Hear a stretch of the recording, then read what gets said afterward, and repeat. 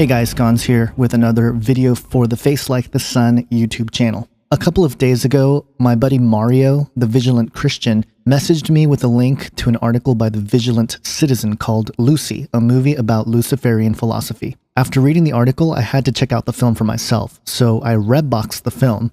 Yes, I'm one of those people that doesn't have Netflix. Don't judge me. Now that I finished watching the film, I have a lot to say about it. And the article by the Vigilant citizen was very helpful in launching this discussion, and I'll be quoting from it several times, but I have a lot to add to it, so here it goes. Lucy was written and directed by Luc Besson and was released on July 25th, 2014, starring Scarlett Johansson and Morgan Freeman. Now, first off, is Morgan Freeman the spokesperson for the Luciferian philosophy? I mean, seriously, the man who played God in Bruce Almighty back in 2003 has been in an impressive list of films as of late. You have Batman Begins, War of the Worlds, The Dark Knight Rises, Olympus Has Fallen, Oblivion, The Lego Movie, yes, The Lego Movie, and in 2014 alone, he's had back-to-back appearances in Transcendence with Johnny Depp and Lucy, both films promoting the transhumanist and Luciferian agenda. So what's up with Morgan Freeman being in all these films? Maybe they like a guy who renounced his Christianity at a young age and denied himself to be a man of God. And you've said before, Morgan, that you're a man of God. When you did this, and so many of these questions were posed. When did I say I was a man of God? You're not? No. No. You're a man of faith. Faith. It's a big difference. So all right. So the question of faith leads us most of the time to a God. What is your view of faith? The question of faith is whatever you actually believe is.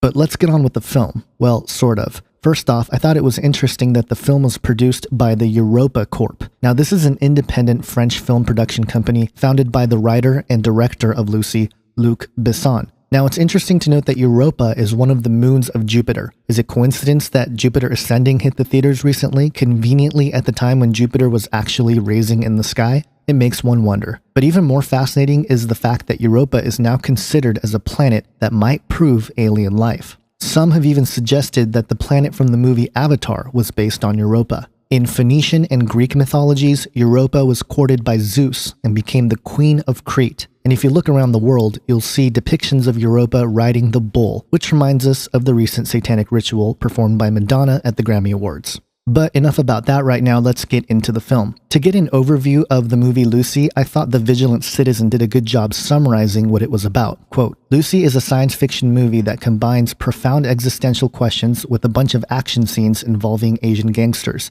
While this dichotomy wasn't well received by critics, there is an esoteric message hiding behind it all. Lucy is indeed more than a movie in which Scarlett Johansson being a badass. It is an allegorical tale celebrating the philosophy of the elite, Luciferianism, end quote. Now, for those who don't know, the Luciferian philosophy comes from the word Lucifer, which means light bearer, and suggests that the serpent, or the Ha-Nakash, the shining one in the Garden of Eden, was actually the good guy who freed Adam and Eve from the evil god Yahweh, who had imprisoned them in the Garden of Eden.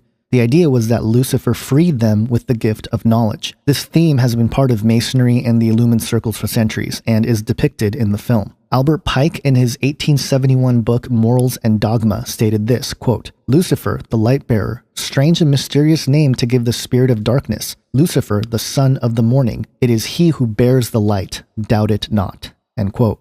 And in 1888, Helena Blavatsky, the founder of Theosophy, wrote this in her book, The Secret Doctrine, Volume 1. Quote, there is a whole philosophy of dogmatic craft in the reason why the first archangel who sprang from the depths of chaos was called Lux, Lucifer, the luminous son of the morning, or Manvantric dawn. He was transformed by the church into Lucifer, or Satan, because he is higher and older than Jehovah and had to be sacrificed to a new dogma, end quote. And another quote from Blavatsky that will become very apparent in the early depictions of the film is, quote, and now it stands proven that Satan, or the red fiery dragon, the lord of phosphorus, and Lucifer, or light bearer, is in us. It is our mind, our tempter and redeemer, our intelligent liberator and savior from pure animalism, end quote. That comes from The Secret Doctrine, Volume 2.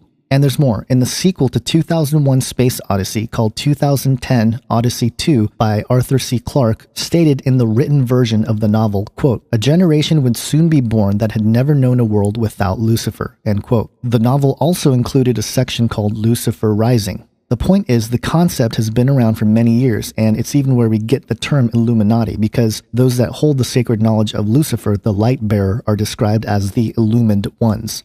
The Vigilant Citizen states that Lucy ties Luciferianism with transhumanism, which I believe is accurate. But after seeing the film for myself, I think it actually goes beyond transhumanism and into the deeper esoteric concepts of the Luciferian Doctrine, of Apotheosis, and the Singularity, of which transhumanism is a major stepping stone. In my film Age of Deceit, Alchemy and the Rise of the Beast Image, I talked about how the ancient tradition of alchemy, often thought of to be turning base metals into gold, was a metaphor for the human being transforming from creatures of flesh into gods. And as such, I described how the search for the enigmatic Philosopher's Stone has been at the heart of the occult elite for centuries. Furthermore, I suggested that technology will play a major role in uncovering that enigmatic Philosopher's Stone. This is all depicted in the film. Apotheosis is defined as elevation to divine status, and if you think this is a new idea, well, examples of this have been made in art throughout the centuries. One of the most popular here in the US being a painting of George Washington being deified in the rotunda, in a mural called The Apotheosis of George Washington. I simply ask why our nation's capital depicts our first president as turning into a god. The singularity, or more specifically the technological singularity, is a hypothesis that says accelerating progress and technologies will eventually cause a runaway effect where artificial intelligence will exceed human intellectual capacity and control. Ray Kurzweil and others have suggested that we have no idea what will happen if and when we reach a technological singularity, another idea that's depicted in the film. When Ray Kurzweil was asked when the singularity will occur, he stated, quote, "I set the date for the singularity, representing a profound and disruptive transformation in human capability, as 2045. The non-biological intelligence created in that year will be 1 billion times more powerful than all human intelligence today." End quote. The first line of the film Lucy is, quote, "Life was given to us 1 billion years ago. What have we done with it?" This already indicates the presupposition that 1, life was given to us, and 2, we as humans are responsible for our own destiny. These ideas are very humanistic in principle, which stems back to the Luciferian Doctrine, which states that Lucifer is the life giver, and that through this gift of knowledge we will come to our ultimate liberation from the confines of space, time, and matter. The film is set in China, where Lucy is being pressured by some low-life boyfriend druggie into delivering a suitcase, which is identified later as being the substance that enhances her.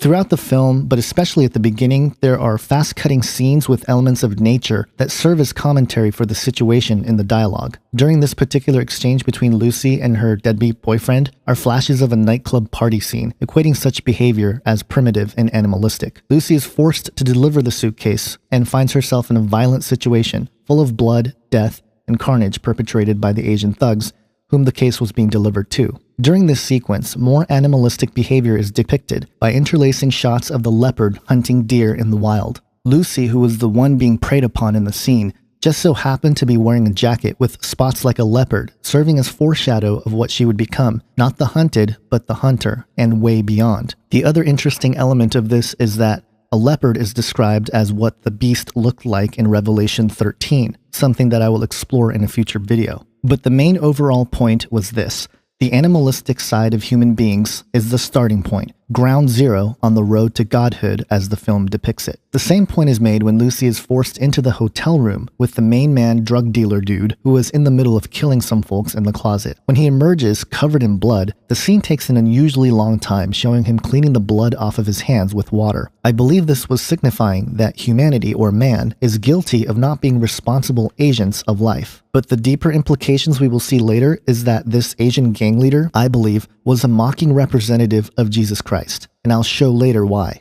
But staying on point here, I believe the washing of the blood here signified a common atheistic accusation that mankind, especially with their religion, has been responsible for much bloodshed throughout the centuries. Now earlier I mentioned a flash scene of Lucy partying, used as a commentary that such behavior is part of the animalistic side of humans. Well, after the suitcase was opened by Lucy, the blue substance they find inside is tested by the thugs by bringing in one of their hostage prisoners and making him snort the blue crystal. The guy who was forced to snort it was wearing a shirt that said "Youth in Revolt," which I thought was very interesting. Perhaps this was an indication that the youth who are unworthy of being included in the illumination of man have been manipulated into appealing to their animalistic instincts, in rebellion of authority, hooked on drugs, etc., so as not only to dumb down, but to keep down society at large from ever gaining any insight or access to the sacred knowledge. Speaking of knowledge, up until this point, we had only followed Lucy and how she got into this situation, but in the meantime, there are scenes interjected from a lecture given by Professor Norman, played by Morgan Freeman. In another mind control-like manner, a montage that includes human accomplishments flashes across the screen. I thought it was interesting that along with modern technological developments, like cities, were included the ancient pyramids, and furthermore, the worship of the Kaaba stone by the Muslims. As commentary for when this video is being recorded, and even given the time when the film was released, which was summer 2014, it is strange that this imagery will be shown. Perhaps this was some kind of admission that Islam itself was a fabricated religion by the elite, or at best, something used by the elite to perpetrate this cycle of death and war we see on this planet. Cutting back to Dr. Norman, an expose on the Luciferian Doctrine via the transhuman processes is displayed. Without getting into all the details, he asserts that the commodity of mankind and life is time, very similar to what we saw in Jupiter Ascending. Thus, for the survival of the species is to either reproduce or become immortal. He uses a biological cell as an analogy when he states, quote, "If its habitat is not favorably nurturing or sufficient," interject montage of natural disasters, "the cell will choose immortality. If the habitat is favorable," insert serene and peaceful scenery, "they will choose to reproduce. That way, when they die, they hand down essential information to the next cell," and so on. This knowledge and learning are handed down through time.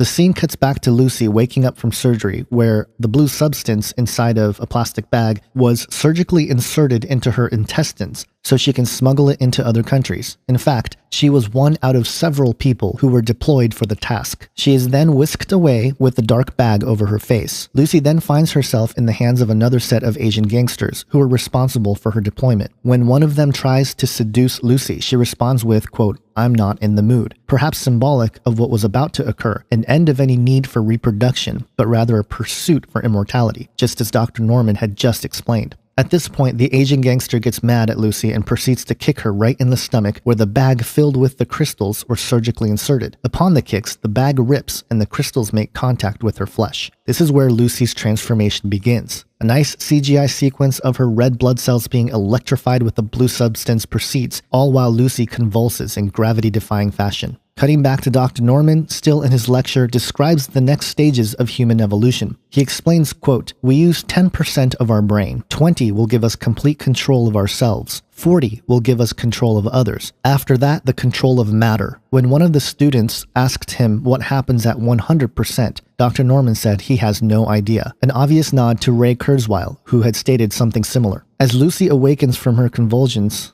her brain access went from 10%, which as a side note is not true that humans only use 10% of their brains, but it's part of the storyline, to 20%. She then uses lust to lure her escape. This again, I believe, is a commentary of the ideologies of the elite who abide to the Luciferian Doctrine. In other words, they know that sex sells, and thus, they have used it in culture to manipulate the masses. As Lucy gets out, she goes on a killing spree. The Vigilant citizen puts it this way, quote, "While killing those involved with her capture is somewhat understandable, although she probably didn't need to kill everybody, the bloodshed does not end there. When she goes outside, she shoots a taxi driver in the leg because he did not immediately comply with her request. Later in the movie, Lucy drives like a crazy person and causes a 10-car pileup. The pain Lucy causes is also psychological. When a doctor asks Lucy to prove her powers, she enters his brain and reminds him of the death of his daughter in specific detail. She could have told him about the color of his car, but why do that when you can talk about the most painful memory imaginable? Lucy's transformation takes a very specific direction, and being a good person is not a part of it. Her metamorphosis caused her to completely lack moral values, compassion, and consideration for other human beings. Apparently, being extremely intelligent turns you into an evil transhuman robot. Lucy herself says, quote, "I don't feel pain, fear, desire. It's like all things that make us human are fading away. It's like the less human I feel, all this knowledge about everything, quantum physics, applied mathematics, the infinite capacity of a cell's nucleus, they're all exploding inside my brain." This is a quote we will revisit later on. When Lucy rampages her way into a hospital to have the bag of crystals removed from her intestines, she calls her mother and reveals her sense of losing her humanity, stating, quote, "I feel everything. Space, the air, the vibrations, the people. I can feel the gravity. I can feel the rotation of the earth. And leaving my body, the blood in my veins, I can feel my brain. The the deepest parts of my memory. She goes on to recall memories of infancy and proceeds to tell her mom she loves her and her dad. As the package of crystals are removed from her stomach, the doctor somehow knows what it is and explains that it's a substance called CPH4. It is explained by the doctor in this way, quote, "Pregnant women manufacture CPH4 in the 6th week of pregnancy in tiny quantities. For a baby, it packs the power of an atomic bomb. It's what gives the fetus the necessary energy to form the bones in its body. I heard they tried to make a synthetic version of it." End quote. This substance has been a major topic of discussion online, sparking discussions to the accuracy of the substance, especially after the director stated that the substance is real. The Vigilant citizen quoted an interview with the director. He stated, quote, "Is there any scientific truth to Luc Besson's premise? Here's a part of an interview with Besson discussing the science behind Lucy. Question. Some people are complaining about the fact that the science behind your film, the whole idea that humans only use 10% of their brains, is not true. What's your response to that?" Answer. It's totally not true. Do they think that I don't know this? I worked on this thing for 9 years and they think that I don't know it's not true? Of course I know it's not true. But you know, there are lots of facts in the film that are totally right. The CPH4, even if it's not the real name, because I want to hide the real name, this molecule exists and is carried by women at 6 weeks of pregnancy. End quote. While this is interesting to consider, I think in reality it's taking something that has interesting attributes for the human development in the womb and using it analogously rather than literally for the film. The substance is quote-unquote real, but the effects are dramatized for the sake of storytelling, in my opinion. Rather, the implications metaphorically are that similar to a baby in the womb whose growth accelerates rapidly with the release of this alleged hormone in week 6, we humans are in this embryonic stage until we discover or unlock what alchemy has been teaching for centuries as the Philosopher's Stone. In other words, CPH4 is a metaphor for the Philosopher's Stone, and the mere fact that it was a natural occurring substance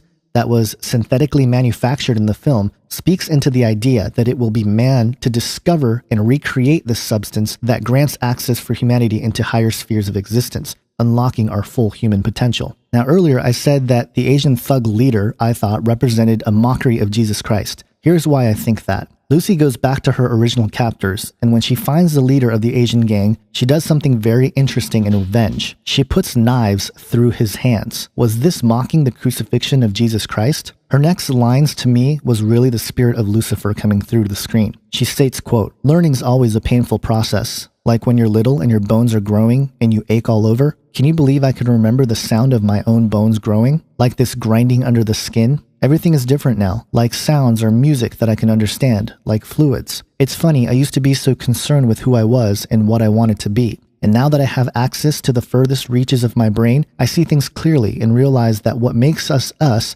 it's primitive. They're all obstacles. Does that make any sense? Like this pain you are experiencing. It's blocking you from understanding. All you know now is pain. That's all you know.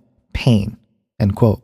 After this, she proceeds to use ESP to dive into the gangster's mind and find out where the others who had been chosen to smuggle the substance were sent. Another example of supernatural powers that accompany this ascension of man. At 28% of access to her brain, Lucy tracks down Dr. Norman and calls him up, explaining to him that not only had she read all his material, which occurred over a few seconds as she basically downloaded the data off the internet, but that he was right on track. She explained to Dr. Norman of her abilities and demonstrated it with her control over phones, radio, and computers. This is obviously similar to the NSA spying on us through all sorts of devices. And in the Vigilant Citizen article, he points out that the TV and all the gadgets in the movie are from Samsung, a company that was recently in the news for their ability to, quote, watch us back through the TV. But think about what's being portrayed here and why we are being watched and surveilled. It's because of this Luciferian doctrine that is behind it. In other words, the elite feel justified in doing all this spying because they believe it is part of their metamorphosis into godhood and being omniscient. This is also the scene where Lucy explains herself in a quote I cited earlier where she says, quote, "I feel no pain,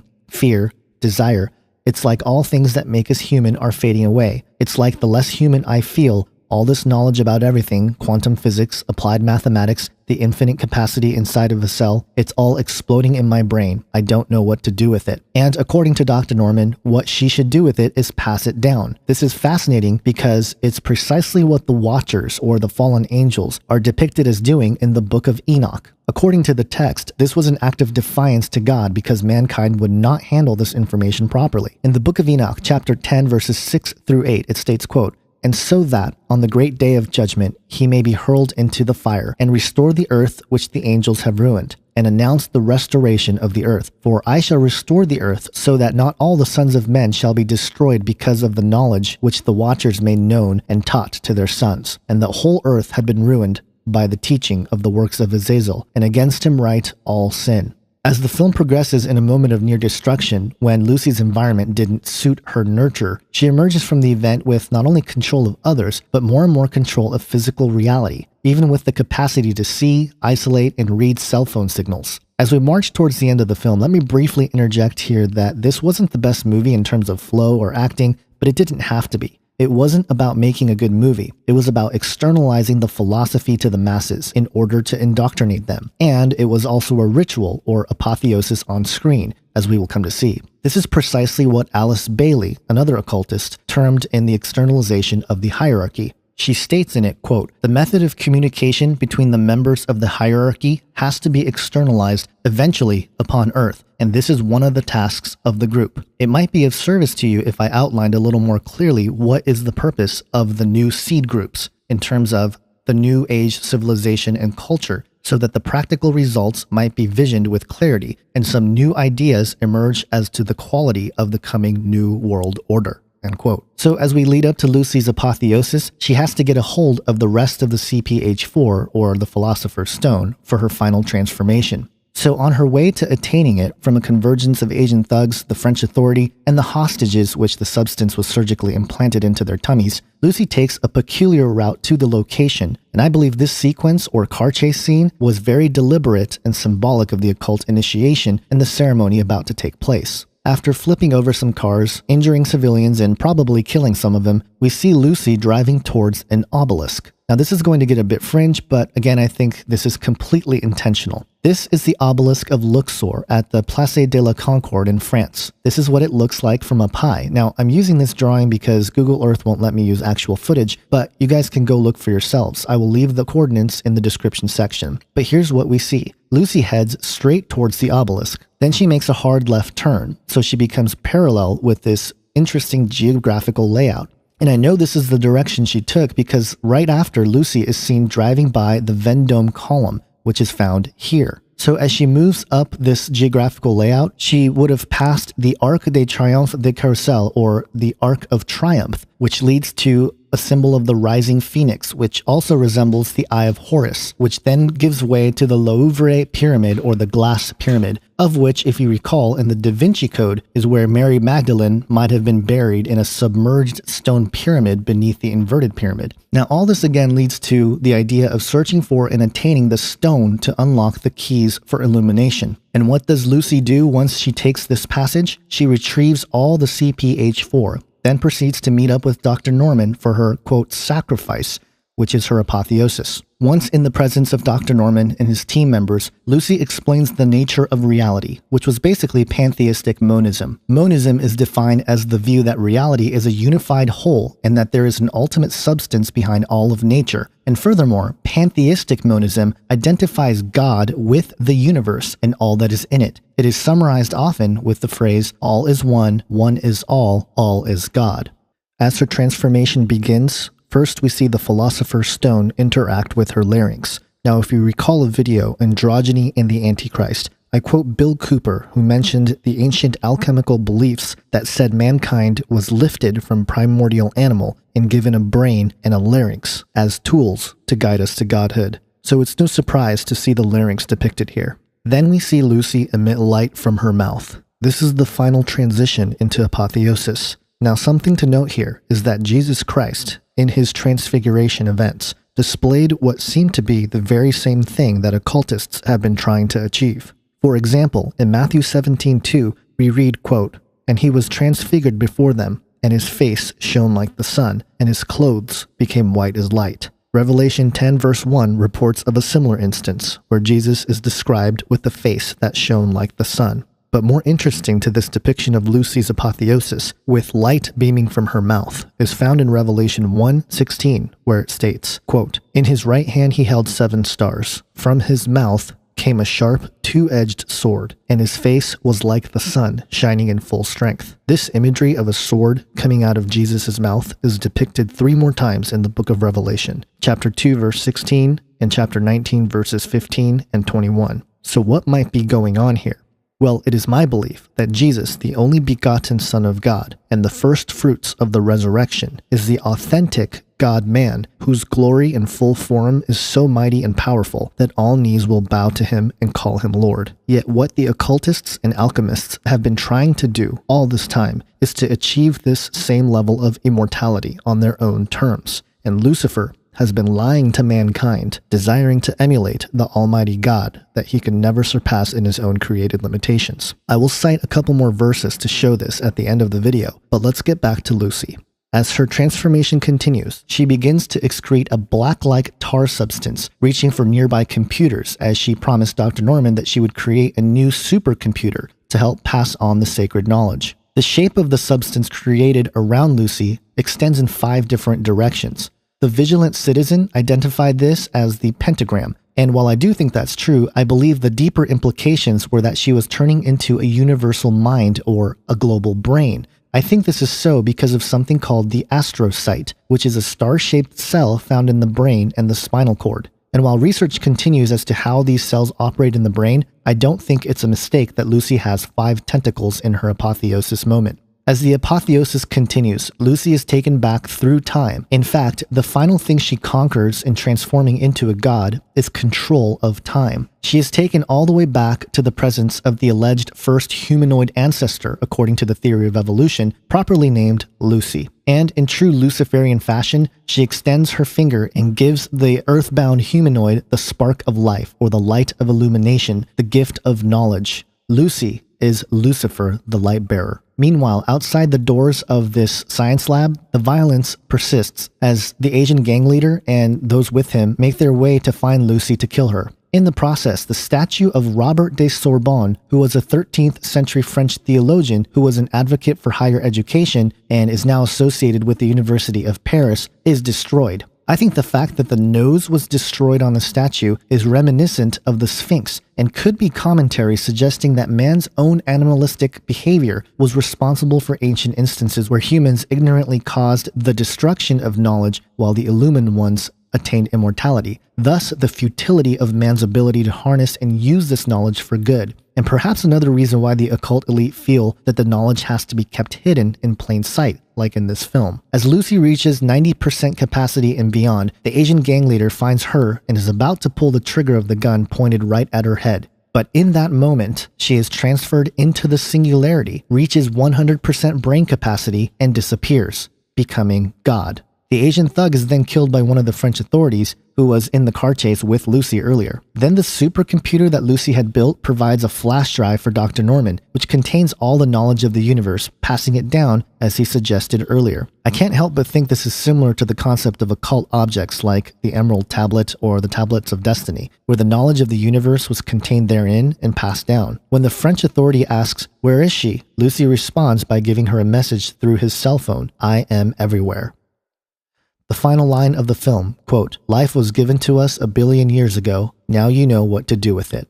In conclusion, it is clear that this film is an outward expression into the public sphere of the goals for the elite. We saw occult symbols, the Philosopher's Stone, and the quest for immortality. We saw the Luciferian philosophy and the idea of apotheosis and the singularity by which technology will play a major role. But really, is our goal to become God? Not so. In the Bible, we see Lucifer desiring to ascend above the throne of God. In Isaiah 14, verses 13 and 14, God says to Lucifer, "For thou hast said in thine heart, I will ascend into heaven. I will exalt my throne above the stars of God. I will sit also upon the mount of the congregation in the sides of the north. I will ascend above the heights of the clouds. I will be like the Most High." But ultimately, in the next verse, God tells Lucifer what will happen to him. "Yet thou shalt be brought down to hell," or Sheol, to the sides of the pit.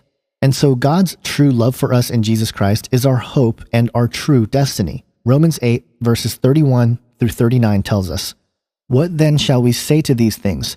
If God is for us, who can be against us? He who did not spare his own son, but gave him up for all of us, how will he not also with him graciously give us all things? Who shall bring any charge against God's elect? It is God who justifies. Who is to condemn? Jesus Christ is the one who died, more than that, who was raised, who is at the right hand of God, who indeed is interceding for us. Who shall separate us from the love of Christ? Shall tribulation, or distress, or persecution, or famine, or nakedness, or danger, or sword? As it is written, for your sake we are being killed all the day long. We are regarded as sheep to be slaughtered. No, in all these things we are more than conquerors through him who loved us. For I am sure that neither death nor life, nor angels, nor rulers, nor things present, nor things to come, nor powers, nor height, nor depth, nor anything else in all creation will be able to separate us from the love of God in Christ Jesus our Lord." Thanks for watching this video. Please subscribe and let his face shine upon you.